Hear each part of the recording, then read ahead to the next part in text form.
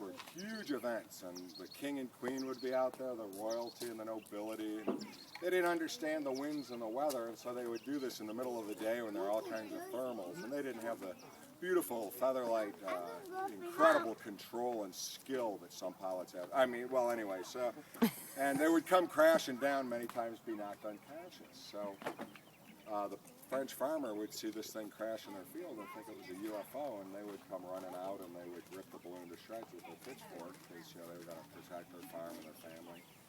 So on one of these early flights, the pilot comes in, hits the ground, the fabric's all over his head. Oh, and by the way, the Montgolfier guys were really smart. When they finally decided to fly, they didn't go up the balloon themselves. They talked their buddies, the Rogiers, into flying first.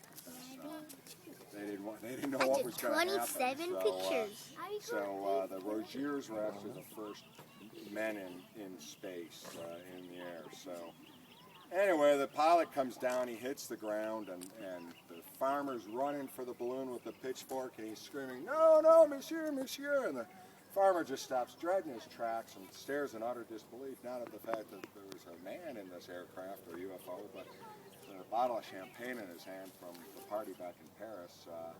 Being a Frenchman, the hell with his wife and kids, and he's going to go get some of that champagne. So we carry on that tradition today, early in the morning. With our passengers here. Come on, Bryce, you didn't go to college, did you? It's like beer, man. Cock the glass. Now, the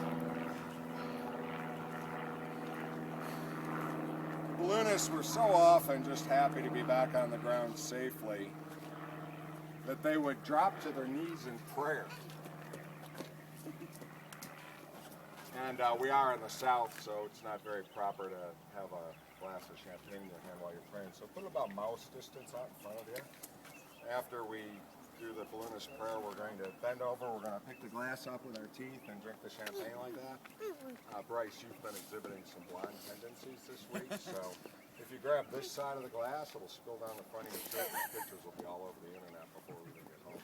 Where's your camera? Good, Melanie's got it. All right. If you're the last one done, you break the glass or you spill it and you don't get a ride back to the house. So, all right. The winds have welcomed us with softness. The sun has blessed. Wait, take your hat off. We're praying. Jeez. Oh, the glare. Oh. My eyes. My eyes. It's like that sponge. Slam it down as hard as you can, and when it turns on, start clicking. I'm thirsty. That's probably you don't. Over the glare, music funny. The winds have welcomed us with softness, and the sun has blessed us with its warm rays. We have flown so far and so well that God has joined in our laughter and set us ever so gently in the loving arms of Mother Earth. Amen. Drink.